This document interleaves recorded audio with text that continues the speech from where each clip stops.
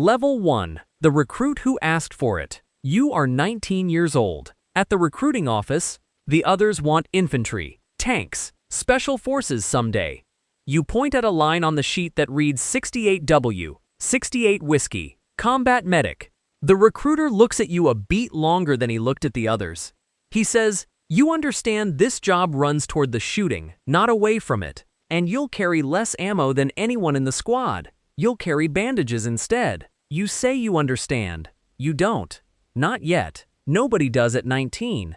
But you signed up to help people. You actually believe that sentence, the way only a 19-year-old can. The Army is about to teach you what that sentence costs. Level 2. The student, Fort Sam Houston. They send you to Texas. Fort Sam Houston, the schoolhouse where every Army medic since forever has been made. First comes the basic medical training, anatomy, pharmacology, how to start an IV, on each other, again and again, until your arms are a map of bruises and your hands stop shaking. Then comes the part that matters. Tactical Combat Casualty Care, TC3, the medicine of the battlefield, which is its own kind of medicine, because the battlefield does not care what you learned in a clean classroom. Your instructor is a retired senior medic named Doss. He did 3 tours. He says very little. When he talks, the whole room leans in. On the first day of trauma lanes, you fail. The scenario is simple. A mannequin with a bleeding leg. You kneel, you reach for your kit, you start talking to the casualty the way the textbook said. Doss stops the clock. He's dead. Doss says, "You spent 40 seconds being polite. Massive hemorrhage kills in 3 minutes. You don't introduce yourself to a man who's bleeding out. You stop the bleed. Then you make friends." He resets the lane. "Say the order back to me." You say it. MARCH. Massive hemorrhage. Airway. Respiration. Circulation. Hypothermia. That order is not a suggestion, Doss says. That order is the difference between a man who goes home and a flag folded into a triangle. You do the most killing thing first. Always. You will want to fix what's loudest. Fix what's deadliest, not what's loudest. You will hear his voice say it for the next 10 years. You run the lane again and again. By the end of the cycle, your hands move on their own. You earn the patch. You are a combat medic now. You have never been near combat. Level 3. The line medic. First deployment. Private. You deploy. You are a private, attached to an infantry platoon. 40 men who carry rifles. You carry a rifle too, but everyone in that platoon knows your real weapon is the aid bag, and that bag makes you something stranger than a soldier. You are the one person out here whose entire purpose is to undo what everyone else's job does. Here is what nobody told you about being the platoon medic. You stop being a person and become a thing they cannot afford to lose. The toughest sergeant in the platoon, a man named Briggs who has been to war twice, makes you walk in the center of the formation. Not because you're weak, because you're irreplaceable. You're not a rifleman, Briggs tells you. We have plenty of those. You're the reason we get to go home. You stay alive so we can afford to get hurt. The first time you are tested, it isn't a battle, it's a road. An IED. The lead vehicle. The sound arrives in your chest before your ears. And here is your failure, the one nobody warned you about. For 1 full second, you freeze. Not from fear of dying, from the sheer size of the thing now demanded of you. Then Doss's voice cuts through. From a classroom in Texas, fix what's deadliest, not what's loudest. And your hands take over. You work your first real casualties on a dirt road, on your knees, with your aid bag open and the march order running like an engine underneath your panic. Tourniquet high and tight. Airway. Seal the chest. 2 men live who would not have lived. That night you do not feel like a hero. You feel like someone who finally understands the recruiter's pause. Level 4. The trusted one. Specialist/corporal. You are promoted. Specialist.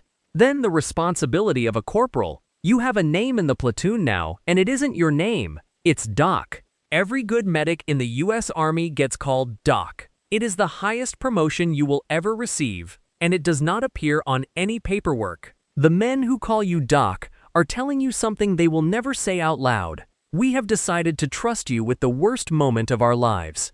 Here is what the rank actually means. A private medic patches strangers. A doc patches family. You know these men now. You know that Hicks has a daughter he hasn't met. You know that young Private Alvarez, 18, fresh, green the way you were green, gets letters from his mother twice a week and reads them twice. You train Alvarez as your assistant. You teach him to put on a tourniquet in the dark. You teach him the march order. You teach him DOS's rule, though you tell him it's yours now, because that's how it works. Fix what's deadliest, not what's loudest. And the dark cost of this level is simple and total. When it's family, every save is a brother kept. And every loss is one you will attend the funeral of, and look the mother in the eye, and know her son's last face better than she does. You start to understand why DOS said so little. Some things you don't have words left over for. Level 5. The Sergeant. The worst day. You make Sergeant. You are not just treating casualties now. You are running medical for the whole platoon's fight. Where the casualty collection point goes. Which man gets evacuated first? Who flies? Who waits? You have become the thing DOS was. The calm voice that owns the worst 3 minutes of other men's lives. And then comes the day from the cold open. A complex ambush. 2 men down in the open at the same time. One is screaming. It's Alvarez, your assistant, the kid with the letters. He is shrieking, and the sound of it goes into you like a hook, because you taught him. After all, he is yours. The other man is Hicks. And Hicks is silent. Hicks is not moving. 4 seconds. Every human instinct says go to the boy you love who is screaming. But a screaming man is breathing. A screaming man has a pulse.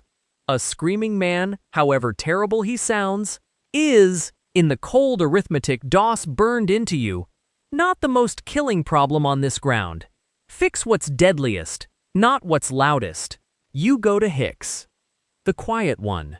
You go to the man who cannot call your name, because the ones who can't call out are the ones closest to gone.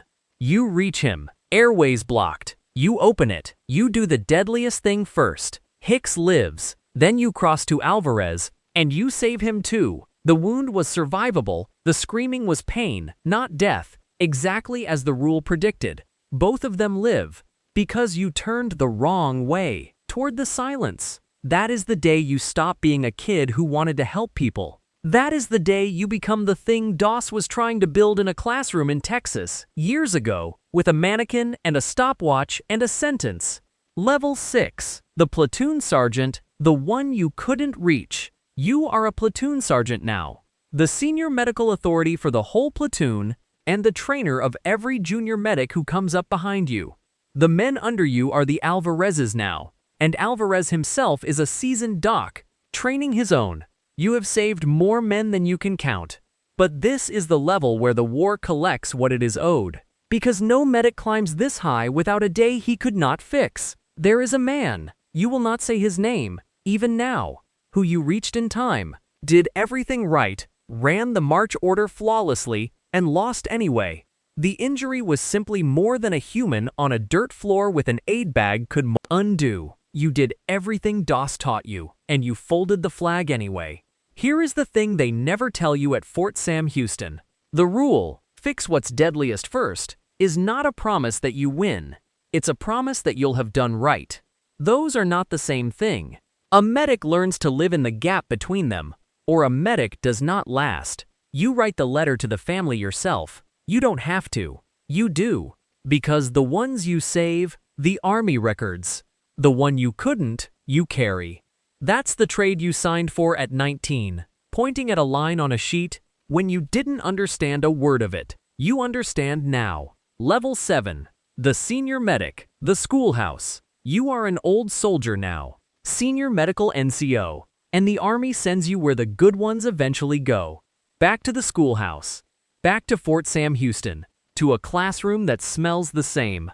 You are DOS now. DOS himself is long retired. You heard he passed a few years back. You never told him what his voice did on that road. On that worst day. In the 4 seconds between 2 men. You meant to. You ran out of time. The way everyone always runs out of time to say the thing. So you say it to the room instead. 40 new kids, 19 years old. They want to help people. They believe the sentence. One of them fails the first trauma lane, kneels, reaches for the kit, starts being polite to a bleeding mannequin. You stop the clock, and you hear yourself say it, in a voice that isn't quite yours anymore. Because it's also his. He's dead. You spent 40 seconds being polite. You don't introduce yourself to a man who's bleeding out. You stop the bleed. Then you make friends. You reset the lane. Say the order back to me. And a 19-year-old kid, scared and certain all at once, says, "MARCH." You feel a man who has been dead for years standing in the room with you. Somewhere right now, there is a road none of these kids have driven down yet. 2 men on it are still fine, still laughing, still complaining about the heat. One of them, on a day that hasn't happened, will scream. The other will go quiet. And one of these kids in this classroom, this one maybe, the scared and certain one in the second row, will have 4 seconds to decide which way to turn. He doesn't know that yet. He's just trying to remember what the letters stand for. Massive hemorrhage, airway, respiration, circulation, hypothermia. Fix what's deadliest, not what's loudest. You made him say it until his hands believed it, the way a man in Texas once made you, the way someone will, one day, make the man who hasn't been born yet, the one who will kneel between 2 of these very kids, years from now, and turn toward the silence, and not know why he knows. He'll know because of a chain that runs back through you, and through DOS, and back past him to someone whose name nobody in this room will ever learn. The cycle continues.